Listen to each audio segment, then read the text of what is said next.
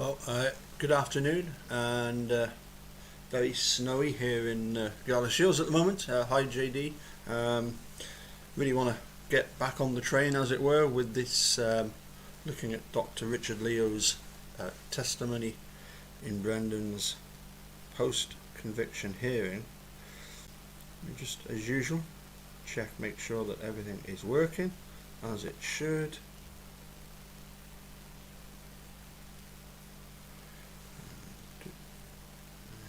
Go. Yep.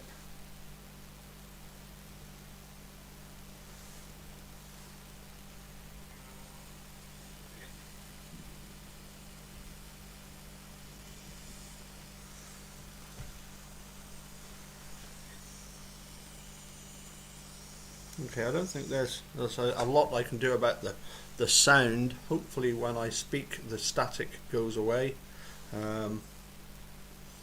Anyway, let's hi Becca, hi Bob. Hopefully the sound will be okay. That was interesting, the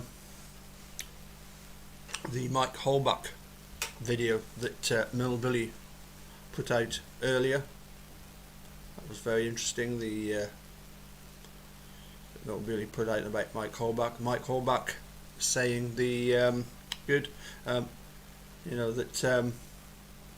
basically saying we're relieved that it is Teresa Holbach, otherwise it would be a right mess, which seems very bizarre. If it isn't Teresa Holbach, there's a possibility that she's still alive, because she's still only a missing person, so it does seem very odd. Another thing I noticed, Linda put out a poll asking people to say if what they want her to do direction wise with her videos, and I would simply say, Linda, just keep doing what you're doing. And yeah, there's so many aspects to this case. I even suggested maybe do some reviews of some of the books, talking of which I've just had a new one arrived with me, the 2 seconds.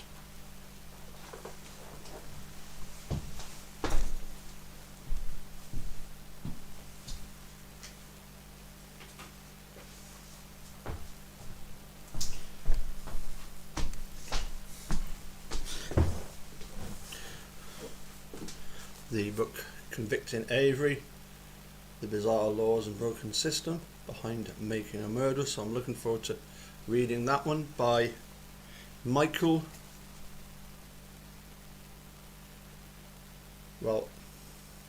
Ciccini. Also thought the double C's were pronounced as a K, a single C was a ch sound. Ciccini. Anyway, we'll find out at some point whether I've got it right or not. That's interesting. It looks almost as if it came from a library. It's got a date stamp on it. Oh well, interesting. So yes, the check out Mill Billy's video if you haven't had a chance to do so already. Very interesting interview with Mike Holbach. Obviously the day before we had Karen Holbach talking about this. Her sisters loved her, past tense. Very strange indeed. And as I say, if you want to get in touch with Linda and just if you can tick all the boxes, or just get in touch with her and say, yep, just keep doing what you're doing. Maybe odd book review would be great. Anyway, let's crack on, as I say, with the next part of Richard Leo's testimony. Bob, you should be careful what you wish for. Okie dokie.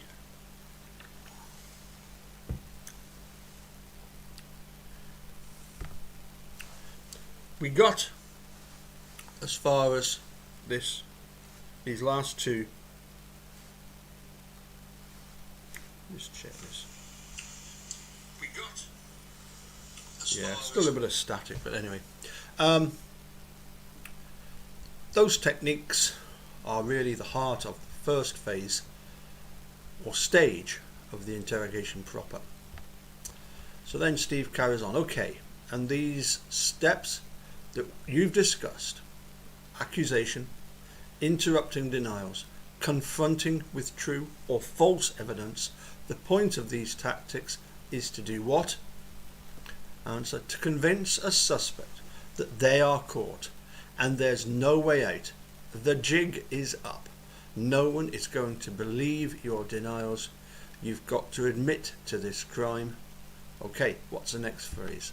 So the next phase, the second phase, is about motivating a suspect to see it as in their self-interest to confess using what we call inducements or incentives or motivators to persuade a suspect why he or she should confess or will be better off if they confess. And what kinds of inducements or motivators do you typically see? We've described, my colleague Richard Offshee and I and others, because of course that includes Steve Justin himself, these as inducements as ranging along a continuum, perhaps using a little bit of academic language, but we've talked about the low end of the continuum often being moral or religious appeals. We've talked about the mid-range of the continuum in terms of systemic. We call them systemic inducements that focus a suspect on the system and the processing of their case in the system. And we've talked about inducements being at the high end, which convey some explicit benefit or implied suggestion or promise of leniency, sometimes maybe even threaten harsher consequences. These high-end inducements can be implicit or explicit.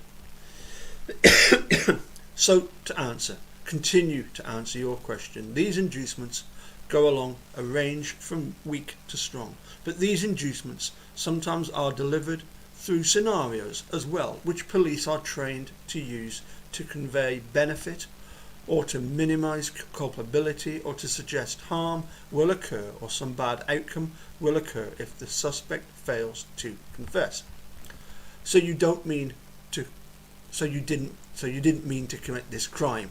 It was an accident would be correct. One such scenario. Or you didn't kill this person intentionally. You didn't premeditate. It was impulsive. Correct. These scenarios are usually developed more fully than your question implies. But yes, often the scenarios are contrasted as well. So an accident, you killed her accidentally versus premeditated, will be two scenarios. One suggesting lesser culpability, the other suggesting more culpability. And the way these scenarios work contextually is which I really forgot to mention in response to your prior question, was that there's usually time pressure in the interrogation.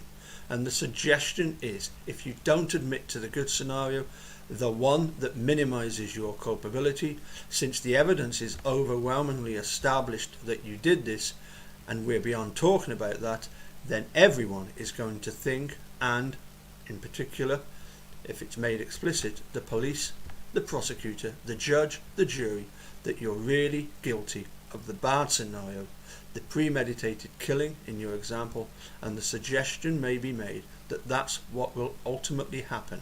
You'll be convicted of first degree as opposed to negligent killing, let's say, if you don't confess. Question: is one of the scenarios that police frequently use a scenario where they try to get the suspect to minimize his blame and to place greater blame on a co-defendant? Answer: yes. And how do you see that in interrogations? Answer: well, you see it all the time. And the manuals, of course, talk about blaming anybody you possibly can. The idea being that if you communicate that somebody else is at fault or more at fault, the suspect is going to think that their own culpability is minimized or sometimes even eliminated. In many interrogations, that's That's the message that's being communicated, and so it creates an incentive for the suspect to confess, especially if there's now or never time pressure. So, especially if there's the now or never time pressure. This is your only opportunity. After this occurs, I can't help you. You're not going to be able to present this later to the judge and the jury. That sort of thing. That minimizing your culpability or eliminating your culpability by blaming anybody, including especially co-defendants, may communicate either leniency or immunity if the suspect stops denying and starts admitting during the interrogation. Question: is one of the common scenarios you've seen a situation where the suspect it's suggested to the suspect that somebody else made him do the criminal acts? Yes. So not only that somebody else was responsible, but also a co-defendant or entirely liable, but the co-defendant unfairly or improperly pressured or induced the suspect to do what they were doing. And Question: so you've talked about the inducements, you've talked about the rapport building phase. What's the final phase of the interrogation process? I mean, I realise there's a lot of phases here we're talking about, but if you're going to talk about a final phase, that would be, we'd make an additional, did I skip a phase? No. No, sorry, no. No, if we were, the final phase would be what we would really call the post-admission phase. And so I was just going to clarify that by distinguishing between pre-admission interrogation and post-admission interrogation, post-admission interrogation occurs after the suspect has essentially said the words, "I did it." So the two phases that I mentioned before really are pre-admission phases, convincing a suspect that they're caught and it's futile to deny, and inducing them to see it as in their self-interest. I call that the heart of the interrogation, which I think it is, but it's really pre-admission. It's what police do to get the suspect to stop denying and say, yes, I did it. The final phase might be called the post-admission phase, where interrogators ideally elicit the details about how and why the suspect committed the crime, because a confession is not just the admission, I did it. The I did it confession is a narrative. Because a confession is not just an admission, I did it. Confession is a narrative about how and why a suspect did the crime. Okay, and what is the significance of this post-admission narrative phase? Well, there's several things that are significant about it. First, it's significant to law enforcement because if they hold back information, if they do it right, they can get the suspect to either verify his or her inside or non-public knowledge about the crime and objectively demonstrate if the suspect did commit the crime or is confessing truthfully, that they know details that could not have been guessed by chance, that were not publicly revealed, that almost certainly only the true perpetrator would know, absent any contamination, if they did it right. So that's one aspect of its significance. It's a way of making confessions bulletproof, and police are trained on holdback principles and how to elicit good, corroborated, non-contaminated, proper confessions to establish they're reliable. Of course, police interrogations are interested in separating the innocent from the guilty, and so it can also be used to test whether or not, using the same exact principles, the person possesses that kind of knowledge. In other words, whether the confession contains indicia of unreliability. And so that's the obvious other side of the coin. Significance for law enforcement. For researchers, it's also significant because it allows us to evaluate whether or not, using the same principles that law enforcement use, whether or not it fits the not only the suspect possessing non-public unique knowledge, not likely guessed by chance, and whether it contains indicia of reliability, but also whether it contains indicia of unreliability. And so we see patterns in the post-admission narrative in false confession cases, in a proven false confession cases, doesn't fit the facts. So, in a proven false confession cases, doesn't fit the facts. Suspects don't know non-public details, contaminated by police, can't lead to new or misleading evidence, can't explain anomalies, etc., etc. Question. You mentioned the word contamination. Since you mentioned it now, what do you mean when you say contamination? What we mean by contamination is that the police interrogators, well, there's multiple sources of contamination, but let's just talk about police interrogation first for a second. In the context of an interrogation, the interrogator has provided the suspect with unique or non-public crime details or facts or crime scene details that are then given back in the confession or post-admission narrative. So they've educated or fed the suspect with these unique non-public case facts. Of course, a suspect might learn those through other sources of contamination prior to an interrogation. One might be the media, of course. If crime facts have been reported, they're no longer non-public. Another would be overheard communications, conversations or community gossip. So these would be the other sources of contamination. Question. And so when you're assessing the reliability of a confession, you have to sort of rule out whether or not there were any sources of contamination. Correct? Correct. Okay. Now you talked earlier about two different kinds of psychological coercion. You remember that? Oh yes. Okay. Now when you analyse an interrogation or interrogations, what is the process for determining whether or not an interrogation contains psychologically coercive tactics? Answer.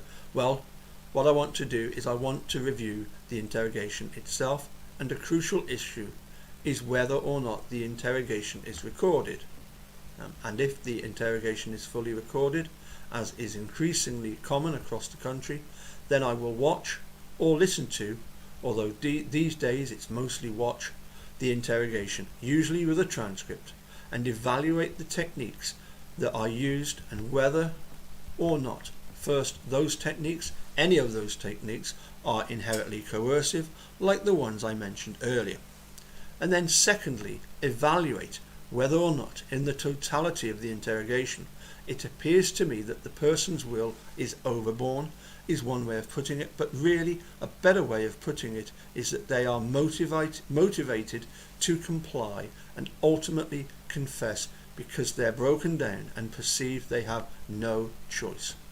And relative to that kind of analysis, there might be other case materials that are helpful, including interviews with the suspect, if a clinical psychologist is interviewed or psychiatrist and produced a report. There may even be situations where I interview a defendant, although I'm not likely to do that if there's a fully recorded interrogation. There are times when there are multiple interrogations or interviews by third parties of a defendant where they will state things about their state of mind or what they were thinking or feeling or perceiving during the interrogation that might be relevant for that analysis as well. Question. Have scholars from the field of police interrogations and confessions found that certain techniques increase the risk of unreliable confessions? Oh yes. And what techniques are those? I think we know the answer. Well, promises, threats, whether implicit or explicit, sometimes these are referred to as minimization techniques, techniques that minimize a suspect's culpability. So scholars have also written about deception, lies about evidence, primarily, which are thought to, when misapplied to an innocent suspect, also raise the risk of a false confession. They're other factors that really go to the interrogation, like length of interrogation, but not to particular techniques. Okay, and you talked about particular techniques. Have these techniques been consistently observed in observational studies, laboratory studies, and actual cases of false confessions? Yes. Now, last question I want to ask you is, besides the effects of interrogation tactics on unreliable confessions, are there also internal or personality related factors that increase the risk of false confessions? Yes. What are those? There are certain groups of individuals who have clusters of these techniques: people with low IQs, or the mentally retarded, juveniles, and sometimes people who are mentally ill. These techniques have to do essentially with making somebody's personality more weak or vulnerable to persuasion. Low intelligence, high suggestibility, high compliance. Suggestibility refers to the extent to which we accept a message that somebody is telling us and then repeat it back. Compliance is really obedience to authority, and there's traits related to that make certain people more suggestible and more compliant. Low self-esteem, aversion to conflict, poor memory, and there are others. And so individuals from the groups that I mentioned who tend to manifest these techniques, as well as normal individuals who are not mentally retarded or low IQ or juveniles or mentally ill, sometimes manifest these personality traits as well. High compliance, high suggestibility, etc. Okay, that's where we'll stop it today. We'll skip to, because it's all about lunch and what they're going to be doing. Well, as it says there, I'm about ready to launch into his analysis of Brendan's interrogation. I'm going to be using the tape machine. Would this be a good time to take a lunch break? I'll fast forward to where Steve Drizzen begins his questioning of Richard Leo on Brendan's actual confession, and see what Richard Leo has to say about it. But I think that's plenty long enough for now. Let's check out who's all here. We've got Jaznaz, Brendan Boswell, Bob Bailey, JD, Becca. Hi Becca. I saw we got some more nice photographs of cars, so I'll share that with Pete at the weekend. JD, Bob, Becca, JD. As I say, please do check out Millbilly's videos, and if you get a chance to just drop Linda a message, not my verbiage, and just say to her, please just keep doing what you're doing. There's always loads of stuff to go over. It really is important to keep hammering on, keep making these guilters feel uncomfortable. Okay, we'll catch you all again soon. So tomorrow night my time, looking forward immensely to a chat with Cliff Sharp, basically asking him about the sort of scientific aspects to brain fingerprinting, because Cliff studied the P300 murmur along with other things back in his student days, so he's more than aware of the P300 and what its original use was, or detecting it, what it was originally used for. But as I say, in particular, probably looking at what treatment, psychological that a psychiatrist would need, what psychiatric treatment Steve and Brendan will require after all these years of wrongful conviction. Anyway, we'll catch you all soon. Take care, and bye for now.